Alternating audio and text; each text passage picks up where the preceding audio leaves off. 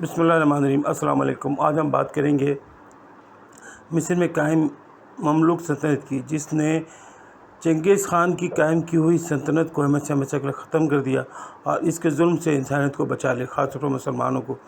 تو وہ منگول سرائے گوبی سے اٹھے اور پوری دنیا پہ ایک ہلچل مچا دی تھی۔ اس وقت کی جو دنیا تھی اس پہ ہلچل مچا دی تھی، اور خاص طور مسلمان سلطنت کو تو انہوں نے رون ڈالا تھا، تمام بڑی سلطنتیں ختم کر ڈالی تھی۔ یہ بغداد میں قائم خلافت بھی تہ و بالا کر ڈالا تھا، کیونکہ چھوٹی چھوٹی سلطنتیں بھی ختم کرے تھے، لیکن آخر میں مصر میں قائم مملوک سلطنت نے اس کا مقابلہ کیا اور اس ظلم کو ہمیشہ ہمیشہ ختم کر ڈالا۔ 12ویں صدی عیسوی میں چنگیز خان کی قیادت میں سرائے گوبی کے شمال سے خونخوار منگول بگولا اٹھا، جس نے نہ صرف چند دہائیوں میں ہی دنیا کو اپنی لپیٹ میں لے لیا۔ منگول لشکروں کے سامنے چین، خوارزم، وسط ایشیا، مشرقی یورپ اور بغداد کی حکومت ریت کی دیوار ثابت ہوئی۔ منگول حملے کا مطلب ہے بے درک قتل عام، شہر کی مکمل تباہی۔ دنیا تسلیم کر چکی تھی کہ ان وحشیوں سے مقابلہ ناممکن ہے۔ منگول ناقابل شکست تھے۔ منگولوں نے پہلے خوارزم کی اینٹ سے اینٹ بجا دی، پھر 500 سال سے قائم خلافت عباسیہ کو عبرتناک انجام سے دوچار کیا۔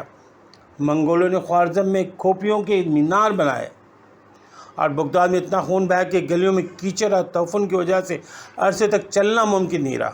اس پرآشوب دور میں مسلمانوں کی حیثیت کٹی پتنگ کی سی تھی۔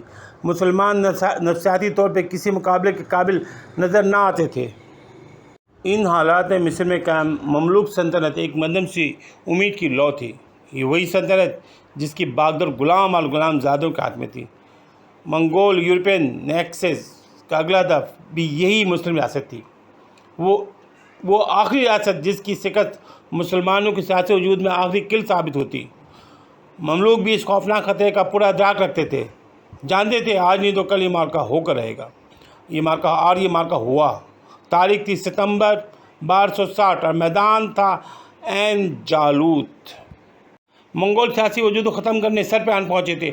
منگول طوفان جو بڑی بڑی سلطنتوں خس و خاشاک کی طرح بھاگنے لگے تھے، آج ان کے مد مقابل مملوک تھے جس کی قیادت رکن الدین بیبرس کر رہا تھا۔ وہی بیبرس جو کبھی خود بھی فقط چند دینار کے عوض سیواس کی بازار میں فروخت ہوا تھا۔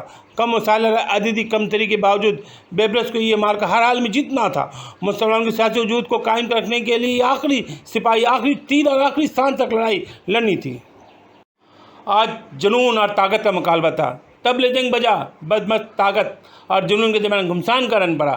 طاقتور منگول جب اپنی تلوار چلاتے تو ان کا وار روکنا مشکل ترین کام ہوتا تھا، لیکن آج جب مملوک وار روکتے تو تلواریں ٹکرانے سے چنگاریاں نکلتی تھیں، اور پھر جب جوابی وار کرتے تو منگولوں کے لیے روکنا مشکل ہو جاتا۔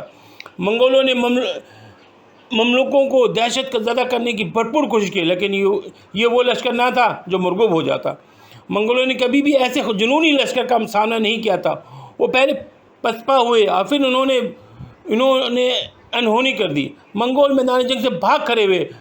مملوکوں نے انہیں گادن مولی کی طرح کاٹ کر رکھ دیا۔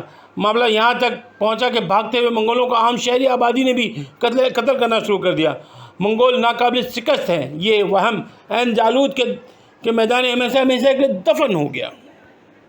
غلاموں نے رکن الدین بیبرس کی قیادت میں مسلم سیاسی وجود کی جنگ جیت لی تھی اور رہتی دنیا تک یہ اعزاز اپنے نام کر لیا۔ اس مارکے کے بعد منگول پیش قدمی نہ صرف رک گئی بلکہ آنے والے سالوں میں بیبرس نے منگول مفتو علاقے میں بھی ان سے واپس چھین لیے۔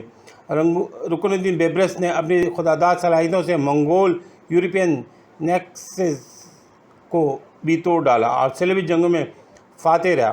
مسلم دنیا اپنے اس عظیم ہیرو کے متعلق بہت کم جانتی ہے، ایک ایسا ہیرو جس نے ان کے سیاسی وجود کی جنگ بڑی بے جگری سے لڑی، جس کی پشت پہ کوئی قبیلہ نہ تھا، جو کہ فقط چند دینار کے عوض سیواس کی بازار میں بکا تھا، لیکن جو مصائب کا مقابلہ کرنا جانتا تھا، جو ہمت نہیں ہارتا تھا، جو امید کے دامن کبھی بھی نہیں چھوڑتا تھا، جو اللہ پہ بھروسہ رکھتا تھا۔